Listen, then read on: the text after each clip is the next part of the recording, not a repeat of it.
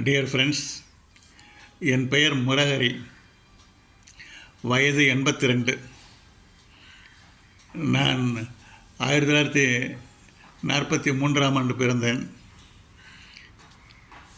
சென்னை மாநகராட்சியில் LCE pass செய்தவுடன் LCE diploma pass செய்தவுடன் ஓவர்சீராக வேலைக்கு சென்றேன். பிறகு பார்ட் டைம் பிஇ பாஸ் செய்து பதவி உயர்வுகள் பெற்று உதவி ஆணையாளராக அசிஸ்டன்ட் கமிஷனராக ரிட்டையர் ஆனேன். என்னுடைய வாழ்க்கையில் நடந்த மிக சுவையான சம்பவங்களை பற்றி இப்பொழுது நினைத்து கொண்டிருக்கிறேன். அவைகளையெல்லாம் உங்களுடன் பகிர்ந்து கொள்ள வேண்டும் என்று ஒரு ஆசையுடன் இந்த நீங்காத நினைவுகளை பற்றி உங்களிடம் சொல்ல ஆசைப்படுகிறேன். அதில் முதலில் நான் சொல்ல விரும்புவது அறிஞர் அண்ணாவை சந்தித்தது. 1962 சென்னை மாநகராட்சியில் வேலை செய்து சேர்ந்தபோது திரு சண்முகம், டிஆர் சண்முகம் என்பவர், அவரும் என்னுடன் ஓவர்சீராக இருந்தார். நாங்கள் எல்லோரும் ஒன்றாக வேலை செய்து கொண்டிருந்தோம். நாங்கள் இருவரும் நெருங்கிய நண்பர்கள். அவருடைய அத்தை தான் திருமதி ராணி அண்ணாதுரை அம்மாள். அவர் அடிக்கடி வில்லேஜ் ரோடுக்கு போகிறேன்னு சொல்லிட்டு, அண்ணா வீட்டுக்கு போகிறேன்னு சொல்லிட்டு போயிடுவார். அத்தையை பார்க்கறதுக்கு போகிறேன்னு சொல்லிட்டு போவார். அப்போ ஒரு தடவை என்ன பண்ணார், என்னையும் கூப்பிட்டுட்டு நீ வாடா முரஹரி போகலாம் 2 பேரும்.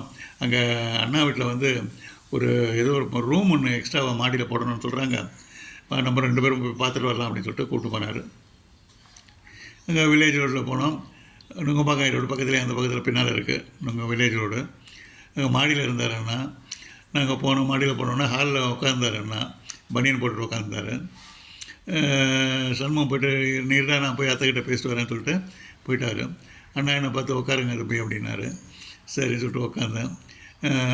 உன் பேர் என்னன்னாரு. எல்லாம் நீ எந்த ஊர், உங்கள் அப்பா எந்த ஊர் அப்படின்னாரு. திருவாரூர் அப்படின்னேன். அம்மா ஊர் என்னன்னு கேட்டார். நாகப்பட்டினம் அப்படின்னேன். சரின்னு சிரிச்சுக்கிட்டே கொஞ்சம் பேசிகிட்டு இருந்தார். உங்கள் அப்பா என்ன வேலை பார்க்குறாரு, என்ன சமாச்சாரம் அப்படின்னு பேசிகிட்டே இருந்தவர் திடீர்னு ராணி ராணி அப்படின்னு கூப்பிட்டாரு. அவங்க அந்த அம்மா வந்தாங்க. எங்கள் 2 பேருக்கும் காஃபி போட்டுக்கொண்டா. சண்முகம் தாங்க சாப்பிட மாட்டான், எங்கள் 2 பேரும் மாத்திரம் போட்டுக்கொண்டா அப்படின்னு சொல்லிட்டு அந்த மாதிரி காஃபி கொண்டாந்து கொடுத்தாங்க. நாங்கள் 2 பேரும் காஃபி ஒரு ஆளுக்கு ஒரு கப்பு கையில் வச்சுட்டு காஃபி சாப்பிட்டுட்டு இருந்தோம். ஒரு அரை மணி நேரம் நம்ம விசாரிச்சிருந்தார், நானும் பேசிகிட்டு இருந்தோம். அப்போ ஒன்றும் எனக்கு அது பெருசாக தெரியல.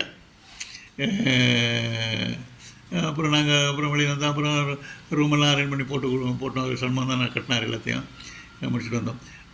இந்த மாதிரி என்னுடைய வாழ்க்கையில் இது ஒரு பெரிய சமாச்சாரம், மறக்க முடியாத சமாச்சாரம், இன்னும் நம்ப முடியாத சமாச்சாரமாக இருக்குது. எனது சிறு வயது முதல் நினைத்து பார்க்கையில் எனக்கு 5 வருடங்களுக்கு மேலே தான் வயசு அனுப்புறம் தான் எல்லாமே ஞாபகம் இருக்குது. அப்போ எங்கள் அப்பா சேலத்து பக்கத்தில் மின்னாம்பள்ளி அப்படின்னு சொல்லிட்டு ஒரு ஸ்டேஷன் ஒன்று இருக்குது. அந்த ஸ்டேஷனில் உதவி ஸ்டேஷன் மாஸ்டராக இருந்தார். எங்களுக்கு ரயில்வே குவார்ட்டர்ஸ் உண்டு. அங்கே ஸ்டேஷன் பக்கத்துலேயே வீடு.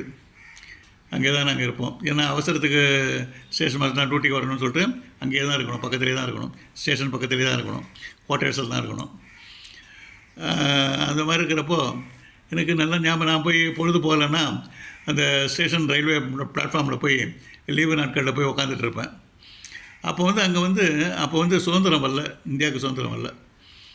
1947 இருக்கும். அது 1946 இருக்கும். அந்த அப்படி உட்காந்துருக்கிறப்போ ஸ்டேஷனில் ஆள் நடமாட்டத்தை விட குதிரைகளில் ஏறி இந்த பிரிட்டிஷ்காரவங்க வருவாங்க. பிளாட்ஃபார்மில் அப்படியே சுற்றிட்டே இருப்பாங்க ட்ரெயின் வர்ற வரைக்கும். ட்ரெயினில் ப்ராபப்ளி அவங்களுடைய ரிலேட்டிவ்ஸ் யாராவது வரலாம், அவங்கள கூட்டின்னு போகிறதுக்காக வந்திருப்பாங்கன்னு நினைக்கிறேன். குதிரைங்க தான் இருக்கும், நிறையா 4-5 குதிரைங்க சுற்றிட்டே இருப்பாங்க. குதிரை மாதிரி உட்காந்து பயணிச்சுட்டே இருப்பாங்க. ட்ரெயின் வரும். ட்ரெயின் வந்தோடனே இறங்குவாங்க. பிரிட்டிஷ்காரங்க தான் நிறைய பேர் இறங்குவாங்க, நல்லா ஞாபகம் இருக்குது எனக்கு. அவங்க வந்தவுடனே இன்னொரு குதிரை ரெடியாக வெளியில் கட்டி வச்சுருப்பாங்க. அந்த வந்தவங்களை அந்த இன்னொரு குதிரையில் உட்கார வச்சுட்டு அந்த லக்கேஜ் எல்லாம் 2 பக்கமும், குதிரைக்கு 2 பக்கமும் போட்டுட்டு உடனே கிளம்பிடுவாங்க. அப்போ வந்து ரயில்வே ட்ராக்குக்கு எதிர்க்க வந்து மலை ஒன்று இருந்தது பெருசாக. அந்த நேராக ரயில்வே ட்ராக்கை தாண்டி மலை மேலே ஏறி போவாங்க. எல்லோரும் அந்த குதிரை மேலே அப்படியே ஒத்தடி பார்த்த மாதிரி இருக்கும் அது. அதில் நான் போகிறதெல்லாம் வேடிக்கை பார்த்துட்டே இருப்பேன். கண் கொட்டாமல் வேடிக்கை பார்த்துட்டு இருப்பேன். குதிரையை போகிறதெல்லாம் வேடிக்கை பார்த்துட்ருப்பேன். அப்படியே நேராக மேலே போயிட்டே இருக்கும் பாட்டு குதிரைங்க. ப்ராபப்ளி இப்போ நினச்சி பார்த்தா அப்புறம் அது வந்து ஏற்காடுக்கு ஷார்ட்கட் ஆகுது அந்த இடம். ஏற்காடுக்கு போகிறவங்கலாம் இந்த பக்கத்தில் இறங்கி அப்படியே ஷார்ட்கட்டாக மலை மேலே ஏறி போயிடுவாங்க. பிரிட்டிஷ்காரவங்க தான் அதில் மெயின் அதுதான், அவங்க தான் மெயின். இதெல்லாம் ரொம்ப ரசிக்கிட்டே இருப்பேன். ஸ்டேஷன் பக்கத்தில் இருக்கிறதுனால ராத்திரி நேரத்தில் சரியாக சில சமயத்தில் குட்ஸ் ட்ரெயினுங்க போகும். குட்ஸ் ட்ரெயினுங்க நிறையா வந்து ராத்திரி நேரத்தில் தான் நிறையா போகும். டே டைம்லாம் பேசஞ்சர்ஸ் ட்ரெயின், நைட்டில் வந்து குட்ஸ் ட்ரெயின் நிறைய போகும்.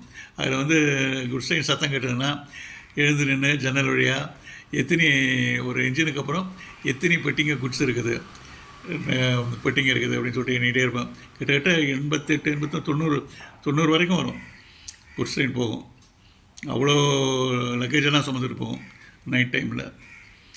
அப்படியே இதாக இருந்தது. அப்புறம் தான் வந்து அப்பா வந்து மதுராந்தகத்துக்கு ஷிஃப்ட் ஆகிட்டார். மதுராந்தகத்துக்கு ட்ரான்ஸ்ஃபர் வந்துச்சு. அப்புறம் மதுராந்தகத்தில் இருக்கிறப்ப தான் வந்து 1947 சுதந்திரம் அடைஞ்சது. அதனால் நல்ல ஞாபகம் இருக்குது. பெருசாலாம் ஒன்றும் சொல்ல முடியல. ஆனால் சுதந்திரம் வந்ததுன்னு சொல்லிட்டு இருந்தாங்க, ஞாபகம் இருந்தது நல்லா. அப்போ இந்த இன்ஜினெல்லாம் ரொம்ப சின்ன சின்ன இன்ஜினாக இருக்கும். இந்த கரி இன்ஜின் எல்லாமே எல்லாம் வேடிக்கையாக இருக்கும். ஈவன் அப்போ வந்து மதுராந்தகத்தில் இருக்கிறப்போ கரி பஸ்ஸுங்க கூட இருந்தது. அங்கே பக்கத்தில் செய்யூர் சித்தாம்பூர்னெல்லாம் ஊரெல்லாம் இருந்தது.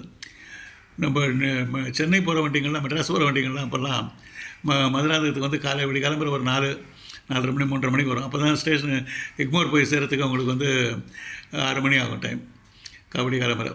இங்கே வந்து எல்லா பேசஞ்சர்ஸ்லாம் 4:30 மணிக்கெலாம் இறங்கிடுவாங்களா. அந்த பஸ்ஸில் இருக்கிற ஆளுங்க வந்து கூப்பிடுவாங்க எல்லோரும், பேசஞ்சர்ஸ் எல்லாம் செய்யூர் சித்தாம்பூர் வாங்க வாங்க வாங்கன்னு கூப்பிடுவாங்க. அந்த கறி வந்து பாய்லர் மாதிரி ஒன்று பஸ்ஸுக்கு பின்னால் இருக்கும், வர்டிகலாக இருக்கும். அதில் வந்து கீழே வந்து சுற்றுற மாதிரி ஒன்று வச்சுருப்பாங்க. அதில் கறியை போட்டு சுற்றுவாங்க. கிர்ரே கிர்ரே கிர்ரே கிர்ரேன்னு சத்தங்கிட்டே இருக்கும். அது வந்து அதுதான் ஸ்டீமு கொடுக்குறது போல் இருக்குது பஸ்ஸுக்கு. அப்போ வந்து ஸ்டீம் பஸ்ஸு கூட அந்த காலத்தில் இருந்திருக்குது. அதெல்லாம் இப்போ நினச்சி பார்த்தா ரொம்ப வேடிக்கையாக இருக்குது. ஓகே ஃப்ரெண்ட்ஸ், தொடரும் நீங்காத நினைவுகள். வணக்கம்.